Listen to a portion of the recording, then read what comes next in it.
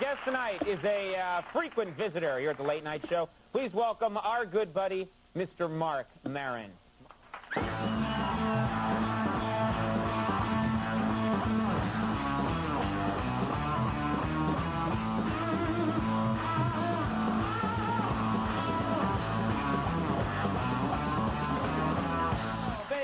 Hendrix, man, can they come to my house like right when I wake up and just right when I walk out, just bam, manic depression? No. That's what you want to hear every morning. Well, that's what I feel, Conan. Yeah. How have you been enjoying the show so far? Can I ask you a question? Yeah. Did I see you correctly? Did Donald Trump just pull a condom out of his pocket? Yeah, he did. I didn't know he was going to do that, but he did, yeah. Doesn't he know that most prostitutes carry their own? I mean, does he...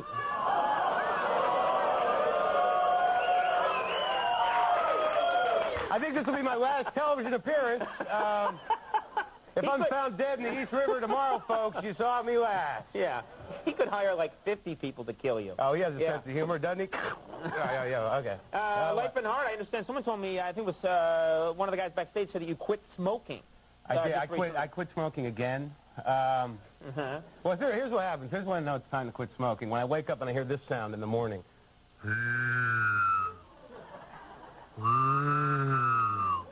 But when you smoke, you're like, oh my, you know, it's like lungs aren't supposed to make that noise, you know what I mean? Right. But when you smoke, you think, like, this isn't cancer. I'm too young to get cancer. No, this is a talent of some kind.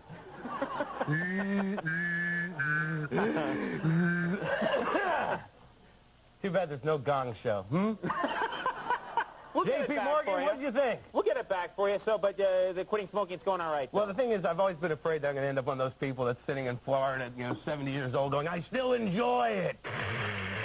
You know, which isn't attractive. You know, Yeah, you may enjoy it, but you can't walk. Some guys like it, yeah. You've been traveling a lot. You've been doing the comedy, I understand, on the road. Yeah, I do a little comedy on the road. I was in Indiana. Or no, it was Minneapolis. Minneapolis, Minnesota. I went to the Mall of America. The biggest mall in America. I've heard that thing's huge. It's huge. There's a roller coaster in it, right inside the mall. No joke. But I came up with this idea, though. I've got an idea for defense. All right, ready?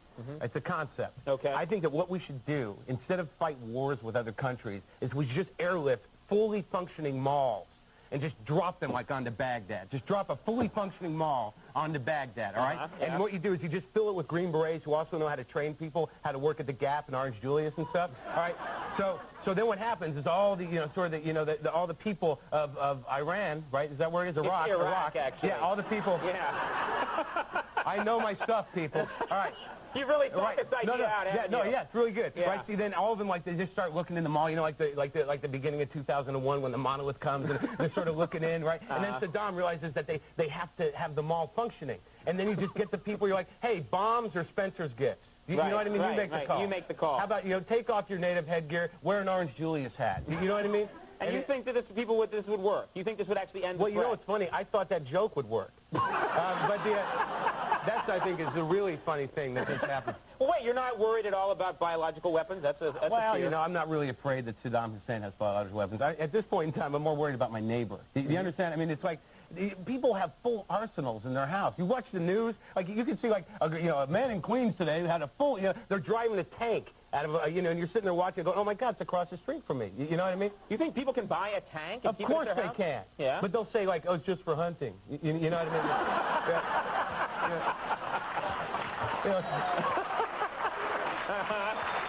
They'll go, hey, I make my own jerky. Are you, That's why I'm nervous, though. But the thing is, you know what I don't understand? Like, biological weapons are frightening to me because like, there doesn't seem to be any in-between. You know, these biological weapons, you read about them, it's like, oh, you get a virus that turns your lungs into jello or eats your flesh. Right, it kills you right away. 30 seconds. Right away. Yeah. Where are the non-lethal biological weapons? You know, at least with missiles, you know, you got a full range. You got little ones, you got big ones. They'll just take out a building, a house, or, the world. But you got a range, you know what I mean? But with the biological ones, there's no in-between. There's no biological weapons that they drop and it just causes people to have diarrhea for 3 days. You know what I mean? They don't want to take out the city. They just want to cause some discomfort and kill people who's in charge. Or just a really bad cold. They're probably working on that. We've been hit. I'm sneezing. You know what I mean? A lot of thought. These are good ideas. I don't know why more people don't listen to you. I'm doing a lot of thinking. Yeah, well, and you got married, I think, since the last time I did get married. How is married life? She likes it.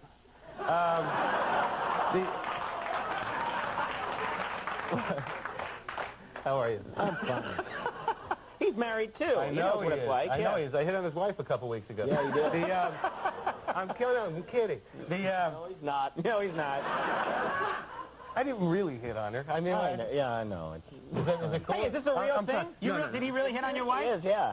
Forget the material. He hit on your wife? No, I didn't. It was a game. I thought we were playing a game. We were doing that. We were doing the ice storm game. Remember the key thing? Right, and my wife's kind of slutty, so. Yeah. Well, there you go.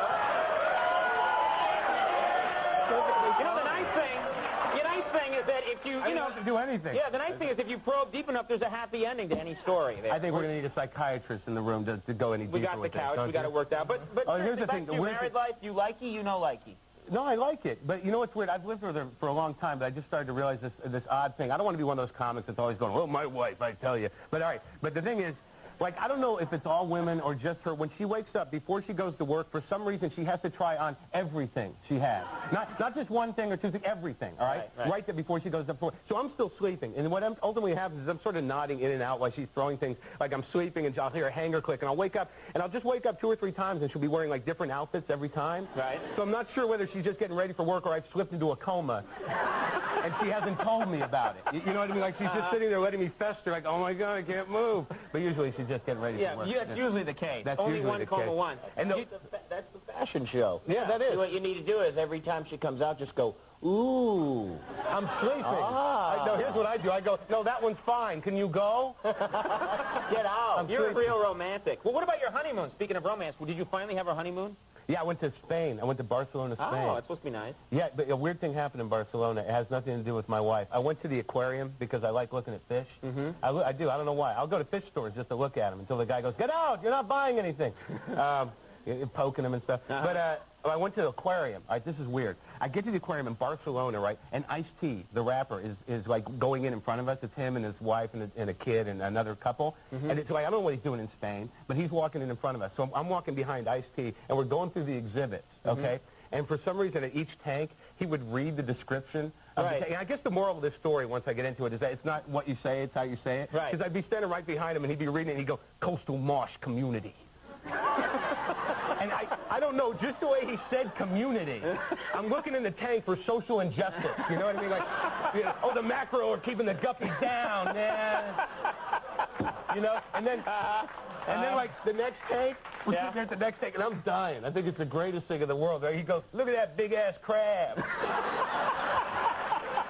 So we move from social injustice to, oh, just an observation. He's the guy that I would want to hear narrate, like everything, your way through the museum. Just a menu. You know, corned beef and eggs, please. Got some hash. Coastal community. Coastal Marsh community. You're living in Queens now? Is that the idea? Yeah, I ended up in Queens. Hey, how you doing? Yeah. I don't know what I'm supposed to do. That's all right. Well, I looked in a couple other places. I looked in Brooklyn. I looked in Park Slope, and I did. Well, you know what? I decided not to move there. I'm really against gentrified communities because Park Slope is it's not really a community. It's more of this story. It's sort of a yuppie lesbian garrison, all right? And it's surrounded by adverse poverty. You know, and well, what happens is people don't believe this, but there's such a thing as politically correct imperialism, all right? Mm-hmm. They don't take territory by force. They just set up a muffin shop. You see what I'm saying? So then you get these people sitting there going, this used to be a crack corner. Have you tried the low-fat brand? And it works. And everyone's happy. Everyone's happy except the people who had to move into the water. Yeah, all right. No, to the coastal community. Yeah, right, Coastal Marsh Community. You're at the Punchline in Sacramento, December 11th through the 14th. And in San Francisco, December 16th through the 20th. Very funny. Marc Maron, thanks so much for coming by. We'll take a break. Dog Bakers, Dan Dye and Mark Beckloff coming off. Stick around. See you in a second.